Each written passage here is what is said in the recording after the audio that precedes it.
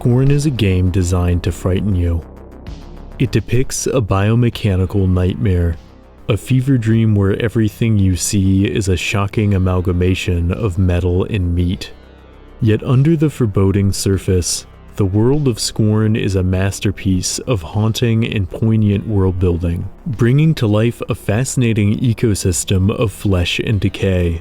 While the game is ambiguous by design, lacking any text or dialogue, a surprising number of answers are waiting for those willing to look for them. So, for this entry into the archive, we'll embark on an expedition across this disturbing realm, comparing environmental details with clues from the artbook to uncover the shocking secrets behind the terrors on screen. Now, let's awaken to the nightmare of Scorn. We'll begin with a birth. The humanoid creatures of the Scorn universe aren't born from a nurturing parent, but burst fully grown from an unnatural wall, and then plummet to the ground, where many of their stories end as abruptly as they began. The humanoid protagonist you play as for most of the game comes into the world from this unfeeling system. After hitting the ground, it's hard not to stare up at the rows and rows of ruptured cocoons and think about what it would be like if this was the first thing you ever saw. This immense structure, referred to in the artbook as the Genesis Wall, is one of the most striking concepts in the World of Scorn. Dried husks lie beside the embankment, humanoids who perished through no fault of their own. There's a profound unfairness at play that echoes the arbitrary nature of life, one of the game's core themes. Like many things in Scorn, the wall seems to be both artificial and biological, as there are places where the outer layer falls away to reveal a mass of living organs. While the design of the Genesis Wall was conceived through stunning concept art, where the wall came from is one question the game's developer, Ebb Software, declines to answer. The wall simply is, a fact as immutable as existence itself. Beyond the wall's shadow, a desolate wasteland greets newborn humanoids as they take their first steps. Called the Field, this is a kingdom of dust and ruin, a barren land seemingly stripped of all natural resources. Through the fog, the forms of distant buildings reveal themselves, wind-worn structures silently decomposing like the carcasses of gargantuan animals. These haunting vistas conjure the imagery of decaying ships present in sci-fi horror films like Alien and Prometheus. The late Swiss artist H.R. Giger, who worked on the biomechanical designs for the original Alien film, was a notable influence on the World of Scorn. Some of the decaying ruins form vaguely organic archways, which serve as a subtle way to pull players onwards. One of these thresholds leads to a cemetery of machines, where industrial vents mark the landscape like solemn gravestones. At a glance, this industrial mausoleum seems as barren as the rest of the field. Yet defying all odds, a strange form of life takes shelter among the headstones. Seemingly originating all the way back at the Genesis Wall, red tendrils spread across the wastes like an insidious infection. And like hermit crabs seeking a shell, some masses of tentacles have come to make their home within the vents. These parasitic growths are all that can survive this unforgiving climate. To the side of the cemetery, the largest building in the region is a monolithic structure called the Assembly, the last bastion of shelter in a ruined land. Many forms of life make their home within. Entering the Assembly is like exploring the body of a long-dead giant. The hallways and cavernous chambers call to mind fossilized organs, with the ribbed pattern on the walls unmistakably organic. This biomechanical interior design once again evokes the spirit of Giger's work in the Alien franchise, where even buildings take on the qualities of living things. While the bodily systems of the Assembly have long laid dormant, You can guide the playable humanoid to reawaken the decrepit technology, but be aware, interacting with technology in Scorn is never pleasant. Buttons and switches are fleshy and bizarre, to the point where something as simple as calling an elevator is vaguely unsettling. And the more you explore and interact with the interior, the more the original purpose of the assembly becomes apparent. The entire labyrinthine structure functions as a kind of factory. Enormous retro-industrial cranes are positioned to move cargo, their articulated hooks still sharp enough to be menacing. Spine-like railways snake through the assembly, implying transport carts once rattled through this area. An elevated control panel provides access to a manipulatory claw arm, like the world's largest and most disturbing arcade machine. Yet a question remains: just what was this factory processing? The answer is the last available resource in the World of Scorn: living things. At the base of this world's biomechanical ecosystem are the tragic mold men. These pitiable lifeforms are the biomass the assembly is designed to produce, and are grown within hard shells. Heaps of moldmen husks have been swept away to the corners of the assembly, with the size of these piles giving us some glimpse of the scale of this factory's inhumanity when it was in full production. The visuals of the moldmen are evocative of the work of Polish artist Zdzisław Beksinski, a painter who explored themes of entropy and decay.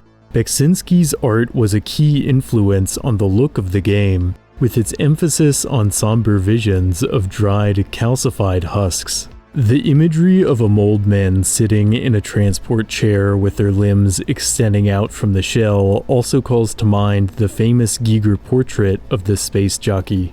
This ambiguous visual of a being seemingly fused with a chair, which was brought to life in the Alien franchise, was a key influence in Scorn's development. According to concept artist Filip Akovic, the team found inspiration not just in how the design merged technology and living tissue, but also in its mysterious nature. In the original Alien film, next to nothing is revealed about the strange being, and that uncertainty encourages viewers to reflect on the visual. Likewise, much about the mold men and their connection to the assembly's creators is left an intriguing mystery.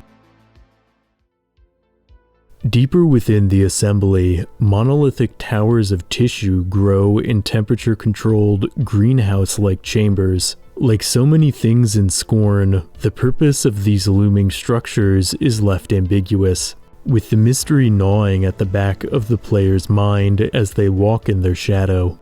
A melting pattern of what appears to be calcified bone encircles the tops of these columns, suggesting they produce organic material used elsewhere in the factory. A legion of flying drones tends to the tissue tower's every need, hydrating the chamber like devoted gardeners. Each drone can release a steady spray of chemical mist, which is noxious to breathe in, but seemingly critical for the growth of the columns. Light from the drone's glowing, bulbous shells cuts through the gloom, bathing the chamber in an eerie glow. Like dutiful worker bees, the drones stay fixed on their role in this biomechanical ecosystem, never reacting to anything that passes by. In the epicenter of the greenhouse, the tissue towers are overshadowed by a sinister central tree.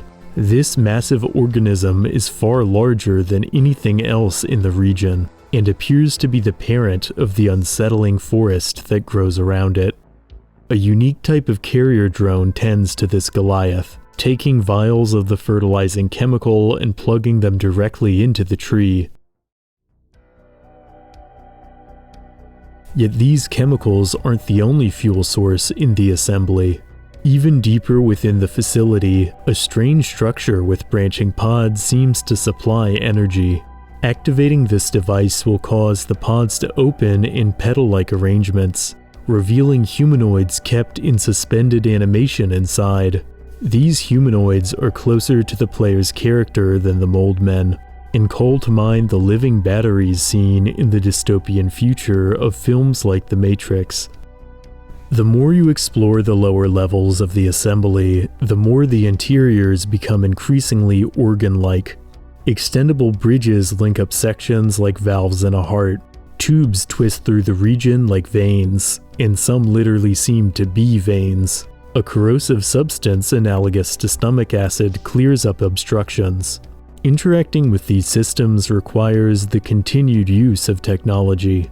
Scorn does include some traditional video game items like keys and weapons, but filtered through a biomechanical lens, they become unrecognizable. A device that opens doors looks like a fleshy worm. A key you pick up elsewhere in the game resembles ringed vertebrae, making it a literal skeleton key. To reload your main weapon, you approach this nightmarish machine, which loads bug-like ammunition into a living starfish satchel. Thematically, these visually disquieting interactions seem to examine the relationship between humanity and technology. Exploring the intersection of the organic and inorganic is a theme that's unsurprisingly central to the biomechanical art movement. Returning once again to Giger, while it's easy to just focus on the cool-looking surface imagery, much of Giger's work is meant to interrogate whether humans are losing themselves to technology. It's a question that in the modern age only grows more and more urgent, as opportunities to interface with and disappear into technology become increasingly prevalent. Likewise, in Scorn, the playable character themselves is changed over the course of the game. At various points in the early chapters, the player can spot a strange creature scuttling like a lizard along the walls. Called the Parasite, this lifeform eventually merges with the protagonist, providing them with useful abilities but slowly taking over their body. To complicate this theme, the Parasite is themselves a warped humanoid who, after being exposed to mysterious chemicals, has lost their identity, with various subtle hints indicating they're the humanoid the player takes control of during the game's prologue. While most of Scorn explores how machinery can assimilate the organic, the Parasite storyline seems to explore autonomy from a different perspective, asking where one identity ends and another begins. Near the assembly lies a gaping abyss known as the crater. A forgotten void, the depths of the crater are home to far more dangerous forms of life. Presiding over this nightmarish domain is a gargantuan, nameless monarch. Larger than a building, the creature acts as the insect queen to the life that infects the crater, constantly producing new forms of workers. These smaller, more animalistic terrors patrol the corridors surrounding the crater, and take on a variety of shambling forms.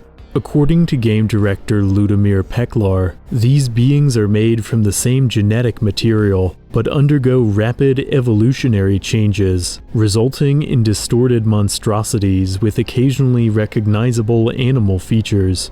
In some areas, flying creatures have evolved, flitting about the corners of the player's vision, menacing you from a distance. All these creatures serve the monarch at the crater's center, and will rush to their defense if they are harmed.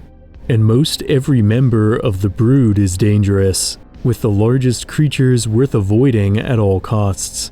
Like snails leaving a trail of slime, the creatures of the crater leave behind twisting masses of red tendrils. These tentacles undulate slowly, and seem to be turning the atmosphere of the crater into something more comfortable for the brood. In some places, this malignant infection has become as dense as a rainforest, as if an entirely new ecosystem is emerging in these cavernous depths. In the distance, a vast rail line promises a path away from this vile land. If you reach the station, the tracks run for many miles, but eventually, the railway takes you to Scorn's final destination, the empty city of Polis. At a glance, Polis seems entirely unlike other regions, with clean walls and elegant, sculptural architecture. Yet the more of this abandoned city the player explores, the more you notice the darkness that dwells under the surface. Inside the central building, impossibly ornate murals depict unsettling scenes with reverent detail. These twisted tableaus show humanoids being turned into something else. The citizens of Polis seem to worship transcendence from a corporeal form, with the destruction of self an ever-present theme. In this regard, Scorn evokes the work of Giger of Final Time, as he was known for making similar murals. In the epicenter of the room, a bronze automaton beckons to the sky. Above the statue's head, the vaulted ceiling is covered in an immense network of neuron-like strings of tissue. Given all we have seen, it appears likely that the vanished citizens of Polis live within this network, having abandoned their physical bodies in favor of a mental collective. What it is like to be part of this collective is an open question, for those within no longer have the means to answer. Yet this city is not completely empty. Locked away in jars are the pale, diminutive homunculi, artificial beings who appear to serve as living batteries. Like many lifeforms in Scorn, these creatures were created as a living resource, their only individuality determined by the shape of their jars. Yet homunculi are quite intelligent, able to create an interface with cybernetic bodies to overcome their physical confines. While in-game you don't encounter these creatures much outside the rare boss fight, concept art shows their resourcefulness, depicting them assembling cyborgs like car mechanics in a garage. Although not cited as a direct influence, many aspects of Scorn's world-building evoke the demonic realm depicted in Barlow's Inferno, an art book by the legendary Wayne Barlow. Barlow's Inferno envisions an infernal afterlife where the souls and bodies of inhabitants are a resource to be used by a diabolical ruling class. While visually the two works are in many ways distinct, the worlds possess intriguing thematic parallels. Whether or not the nightmarish realm of Scorn is a literal hell is largely left up to interpretation. But if a land is so bleak that it's impossible to distinguish from a plane of eternal torment, there's an argument to be made that, on some level, the distinction ceases to matter. But perhaps there is salvation in the world of Scorn. In the back of the central building, behind a far more biological-looking mural, a door opens up to a long walkway. At the end of this path is a swirling matrix of energy that seems to offer a form of transcendence. Before the threshold of the Nexus, statues of humanoids melt into dreamlike strands, indicating what will happen if you step inside. Perhaps entering this matrix is a way to join the collective the citizens of Polis seem to have joined, or perhaps it is something else entirely. In any case, it's implied that converging with this nexus, whatever it truly is, would mean complete annihilation, the total loss of oneself. Is this really salvation, or just another form of destruction? I certainly won't give away the ending to Scorn in this video, but suffice to say, the game never turns its back on the exceedingly bleak atmosphere it's so carefully crafted throughout its storyline. The world that Scorn builds is a grim, disturbing land of ceaseless torment. There's a lot of unsettling imagery in this game, much more than I've shown on screen here, so be aware of that if you plan to check it out for yourself. Yet the world of Scorn, for all its alien qualities, is undeniably familiar. From the factories to the barren environments to the droves of people losing themselves to the bittersweet oblivion of technology, the game is full of connections to the current state of our species. In piecing together subtle world-building details and interviews with the game's creators, it seems that Scorn is indeed supposed to be a future version of Earth, where the catastrophic misuse of technology has left our species unrecognizable. Ultimately, Scorn represents a worst-case scenario for the story of humanity. With all the potential this world has, I hope the developers continue it in some form, and show us more of their biomechanical vision. As always, thanks for watching. If you enjoyed this entry, please lend your support by liking, subscribing, and hitting the notification icon to stay up to date on all things curious. See you in the next video.